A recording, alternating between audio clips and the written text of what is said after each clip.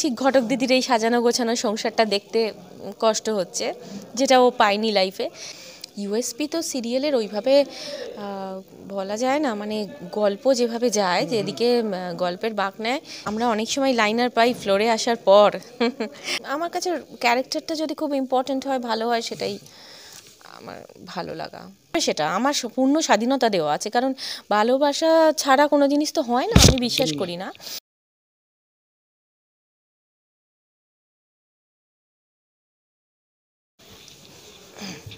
মালা বদলের সেটে এসে গেছি, আর যিনি আছেন তিনি হচ্ছেন মালা বদলের মান্তু। পর্দায় আমরা তাকে একটু দুষ্টুমির চরিত্রে দেখতে পাচ্ছি, এখন মালা বদলের দুষ্টুমি করছে। তো মান্তুর চরিত্রে যিনি আছেন স্বর্ণকমল। স্বর্ণকমলকে অনেক অনেক স্বাগত আমাদের এই আনকাট আনলক চ্যানেলে। স্বর্ণকমল, তোমাকে অনেক অনেক স্বাগত। থ্যাংক ইউ, তোমাদেরকেও অনেক অনেক ভালোবাসা, শুভেচ্ছা। তোমরা এত দুষ্টুমি করছো কেন হঠাৎ করে? এ বাবা, হঠাৎ করে তো দুষ্টুমি করছি না, আমি এই সিরিয়ালে প্রথম থেকে দুষ্টুই, আমি কোনোদিনই ভালো নয়। তো মান্তু দুষ্টুমি করে, তবে মান্তুর দুষ্টুমিগুলো খুব বোকা বোকা দুষ্টুমি, সবসময় যে খুব চালাকি দুষ্টুমি, হ্যাঁ ধরা পড়ে যায় মান্তু, এবং ধরা পড়ার মতোই বোকা বোকা দুষ্টু করে। কিন্তু ওই হয়তো ওর জীবনেরও কোনো একটা নেগেটিভ জায়গা আছে, যেখান থেকে ও ঠিক ঘটক দিদির এই সাজানো গোছানো সংসারটা দেখতে কষ্ট হচ্ছে, যেটা ও পায়নি লাইফে। সেই জন্য ঘটক দিদি এ বাড়ি থেকে আসার পর থেকেই দুষ্টুমিটা করে চলে।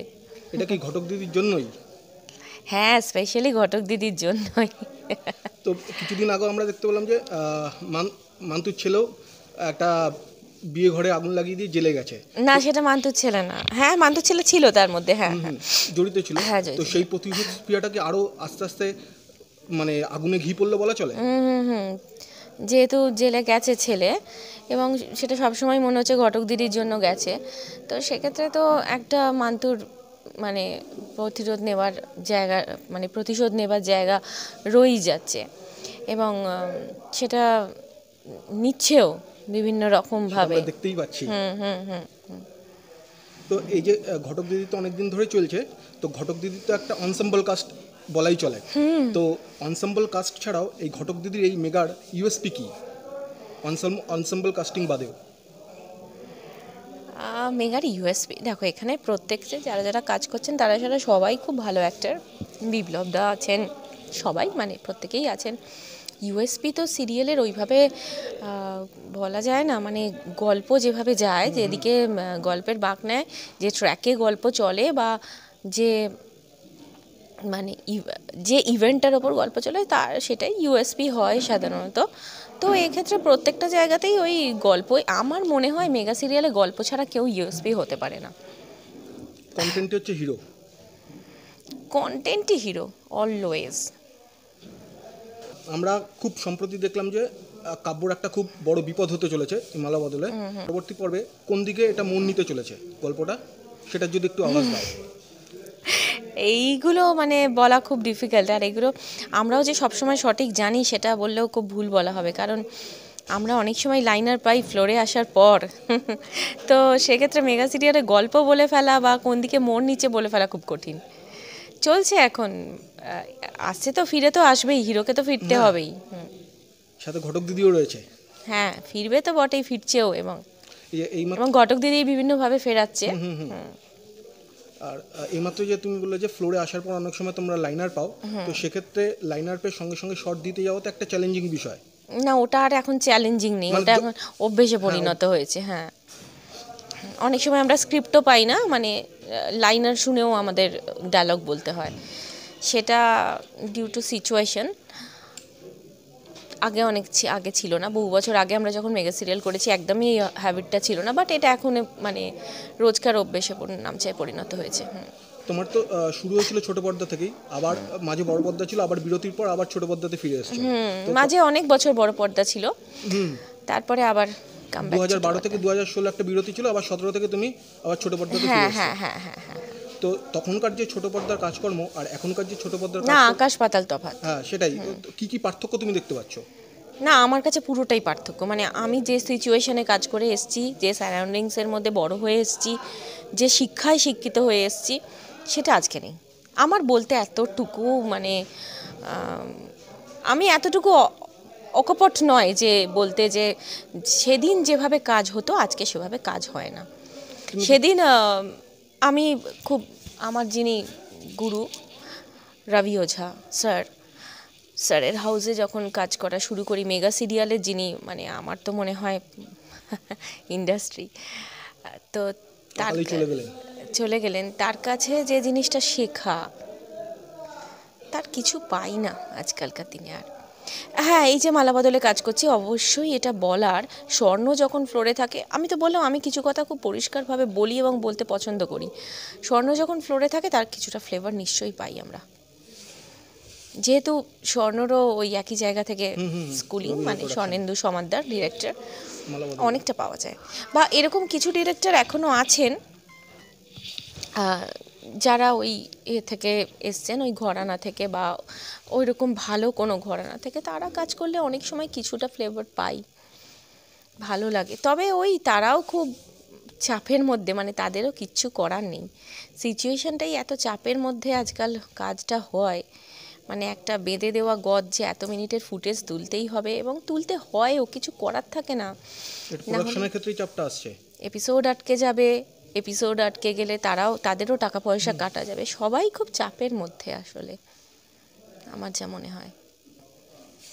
চাপমুক্ত কাজটা মানে শেখার কাজটা আজকের দিনে মেগা সিরিয়ালে কমই হয়, মানে একদম চূড়ান্তভাবে পেশাদারিত্ব এখানে একদম চলে এসছে।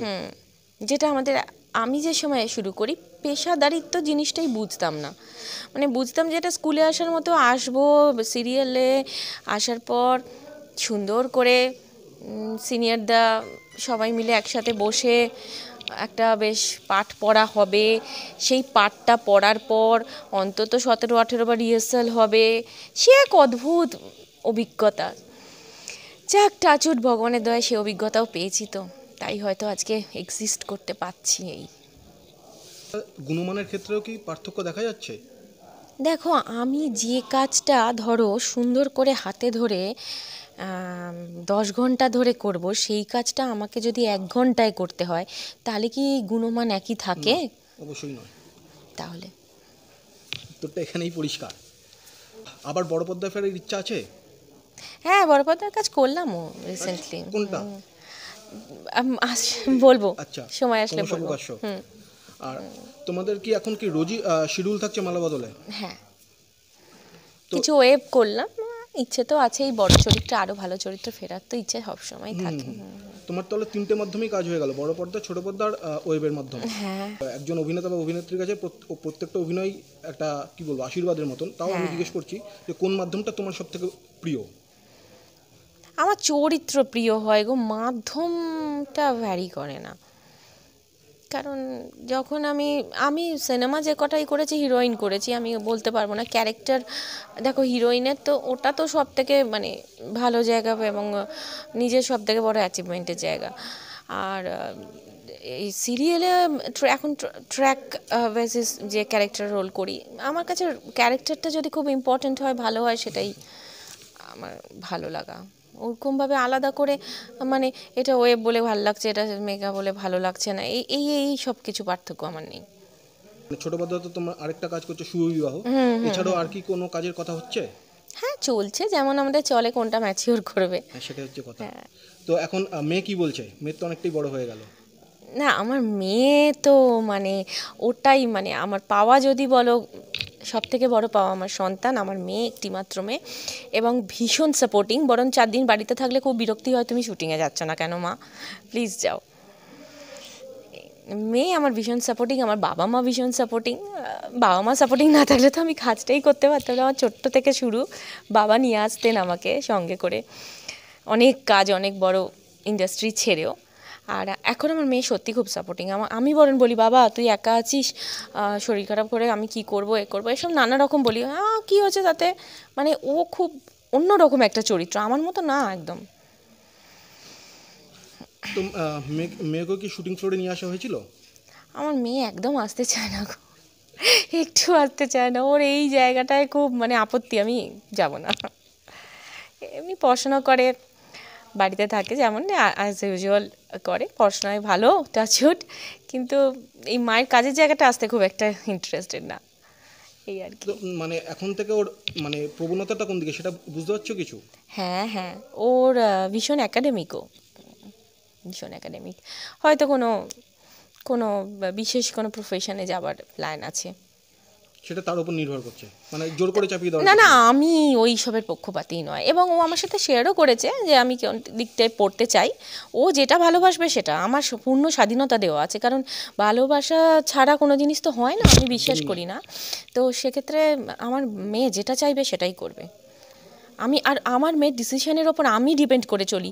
প্রচুর জীবনের খুব ক্রুশিয়াল ডিসিশন বা খুব ক্রিটিক্যাল ডিসিশন, যেগুলো মানে আমার জীবনটাকে স্তব্ধ করে দেবে বা এগিয়ে নিয়ে যাবে, এরকম কোনো জায়গায় আমার মেয়ের সিদ্ধান্তই আমি মানি, কারণ আমার মেয়ে প্রচণ্ড ইন্টেলিজেন্ট। আর তার মানে সে আস্তে আস্তে তোমার গার্জিয়ান হয়ে যাচ্ছে। হয়ে যাচ্ছে না, ও আমার গার্জেন, কারণ ও আমার থেকে অনেক বেশি বুদ্ধিমান। আমি এটুকুন বলতে পারি, ও আমার থেকে অনেক বেশি বুদ্ধিমান, অনেক বেশি ম্যাচিওর্ড, অনেক বেশি, মানে ও না আমার মতো একটা জিনিস নিয়ে 50 বার ভাবে না, একবার ভাবে হ্যাঁ বা না। এটা ওর খুব বড়, মানে ও আমার বাবার মতো খানিকটা অ্যাকচুয়ালি। আর মেগাতে তো অনেকটা সময় তোমাদেরকে ব্যয় করতে হয় সেটের মধ্যে, তারপরে তোমার নিজের জন্য সময় বের করো কিভাবে? আমার নিজের জন্য কোনো সময় বার করার আমার একদম কোনো ইচ্ছেও নেই, ভালোও লাগে না। আমার প্যাক আপ মানেই আমি ছুটে বাড়ি যাব, বাড়ি গিয়ে আমার মেয়েকে একটু চটকাই, সোজা বাংলা ভাষা, ওর জন্য একটু রান্না যদি করার টাইম থাকে করলাম, তারপরে রাত্রিবেলাটা ওকে বসে আমি নিজে হাতে এখনও খাইয়ে দিই, ওটা আমি ছাড়িনি, ছাড়তে পারবো না। তারপরে ওকে পাশে নিয়ে ঘুমিয়ে পড়া, আর একটু বই পড়লাম, সিনেমা দেখলাম, এইগুলো তো ওর পাশে বসেই সেটা, ব্যাস। কাজের পর তুমি আর মেয়ে? আমি মেয়ে, আর আমার ধর মাকে ফোন করলাম, একটু বাবাকে ফোন করলাম, ব্যাস এই। ব্যাস ওটাই। হ্যাঁ, এই আমার লাইফ বলতে এটাই।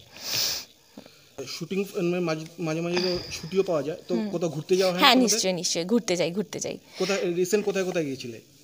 এই রিসেন্ট কোথাও সেরকম মানে খুব 2-1 মাসের মধ্যে কোথাও যাওয়া হয়নি গো।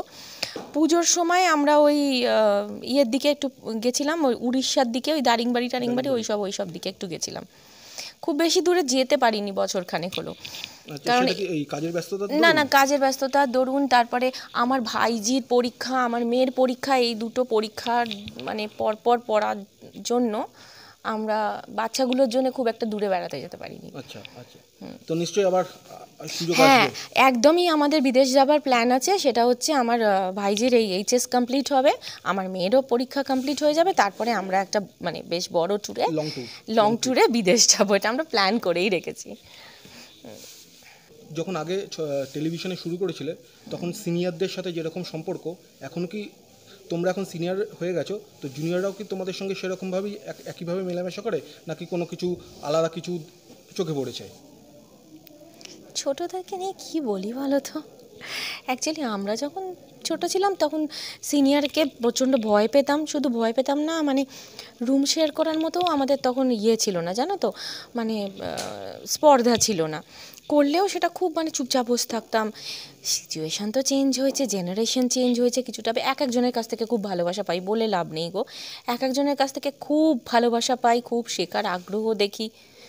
আর তার মধ্যে ব্যতিক্রম তো সব জায়গায় থাকবে বলো, ঔদ্ধত্য ব্যতিক্রম প্রত্যেকটা, ব্যতিক্রম তো সব সে তো জায়গাতেই আজকাল আছে। জেনারেশনের একটু বেড়েই গেছে, সেটা তো থাকবেই। সেটা কি coat unquote generation gap? Generation gap, obviously generation gap. তারপরে সিচুয়েশন, ওই যে বললাম, পরিস্থিতি মানুষকে বোধহয় ভীষণভাবে পাল্টে দিচ্ছে, মেকানিক্যাল করে দিচ্ছে, প্রযুক্তি বা আমাদের একটা জিনিস যেটা ভীষণভাবে বলবো, সেটা হচ্ছে আমরা ফ্লোরে গিয়ে না ছোটোবেলায় অ্যাক্টিংটা বাদ দিয়ে সত্যিই অন্য কিছু বুঝতাম না। এখন এই রিলস যে কালচারটা, এটা একটা মারাত্মক কালচার। তো আমার মনে হয় এখন বোধহয় লোক অ্যাক্টিংয়ের থেকে সেটাই বেশি কনসেন্ট্রেট করে। নেশা পেশা দুটোই তো এখন হয়ে গেছে বোধহয়। এখন তো রিলস থেকে কাস্টিংও হয়, যেটা আমি ভাবতে পারি না, মানে আমি ভাবতে পারি না, সেটা তো আমার মানে ভাবতে খুব গা শিউরে ওঠে। কিন্তু আগে তো মনে হয় নাটকের যারা অভিনেতা অভিনেত্রী ছিল তারা বেশি প্রাধান্য পেতেন এবং পাওয়াই উচিত। মানে থিয়েটারই অভিনয় শেখার একদম প্রথম প্ল্যাটফর্ম না, ওটা ছাড়া অভিনয় শেখা যায় না আমার মনে হয়। তো আর যদি কোনো তুমি ভালো ডিরেক্টর পাও তার কাছে নিশ্চয়ই শেখা যায়। সব থেকে বড় কথা এখন তো ওই শেখা টেখার কোনো প্রয়োজন হয় বলে আমার বিন্দুমাত্র মনে হয় না। দেখতে ভালো হলেই হলো। শুধু দেখতে ভালো খারাপটাও আজকাল কি হয় কিনা আমার আমার এগুলো কোনো আইডিয়া নেই, কিন্তু এইটা আইডিয়া আছে ওই রিলসের কত ভিউয়ার্স সেটা দেখে বড় বড় কাস্টিং হচ্ছে, কত ফলোয়ার্স হচ্ছে, এটা দেখেই নাকি অভিনয়ের বিচার হয়, এটাই নাকি অভিনয়ের ভবিষ্যৎ। তো সেগুলো তো হিসেব মতো তো লং লাস্ট হতে পারে না। সময় বলবে, জানো তো, উত্তর দেবে। আমি বিশ্বাস করি, সময়ের ওপর বিশ্বাস করি, প্রত্যেকটা প্রশ্নটা সময়ের জন্যই ছুড়ে দেওয়া যাক। ছুড়ে দেওয়া যাক। তো আমি আস্তে আস্তে শেষের দিকে চলে আসছি। তো মালা বদলের সেটা নিশ্চয়ই এরকম কিছু ব্যতিক্রম চোখে পড়েনি আশা করি। না গো, আমাদের এই টিমটা খুব ভালো, বাচ্চাগুলো এত ভালো মিষ্টি মেয়েগুলো। আমার সেটা যখন পর্দায় তোমরা যখন একসাথে অভিনয় করে সেটা বিশ্বাস করো আমাদের এই মালা বদলের টিমটা সো মিষ্টি একটা টিম। আমার ঘটক দিদি, আমার মেয়ে, আমার মানে আমার ছেলের বউ, প্রত্যেকটা একদম মিষ্টি মানুষ সব কটা, মানে খুব ফেভারিট। এবং ওরা যথেষ্ট সিনিয়রদের সম্মান করে, খুব ভালো। আমাদের এই টিমটা টাচউড খুব ভালো গো। মালা বদল ইজ বেস্ট টিম। একদম ভালোর সর্বত্র জয় হোক। থ্যাংক ইউ, তোমরাও সবাই খুব ভালো থাকো। হ্যাঁ, তো দর্শকদের জন্য তুমি কি বার্তা দিতে চাও? দর্শকদের জন্য একটাই বার্তা আমার, যে জীবনে যেই পরিস্থিতি আসুক না কেন, ভালো খারাপ সব মিলিয়েই তো আমাদের চলতে হয়। সব পরিস্থিতিতে নিজে ভালো থাকবেন, নিজের ভালো থাকাটা খুব ইম্পর্টেন্ট। নিজে না ভালো থাকলে কাউকে ভালো রাখতে পারবেন না। নিজে সুস্থ থাকবেন, ভালো থাকবেন, মনের আনন্দে থাকবেন। তোমাকে অনেক অনেক অনেক ধন্যবাদ ব্যস্ত সময় বার করার জন্য। আশা করি তোমাকে আমাদের চ্যানেলের জন্য আবার পরবর্তী সময় নিশ্চয়ই পাবো। হ্যাঁ নিশ্চয়ই, একদম। ততক্ষণ তুমি আনন্দে থাকো এবং আনন্দে রেখো সবাইকে। হ্যাঁ, চেষ্টা করব।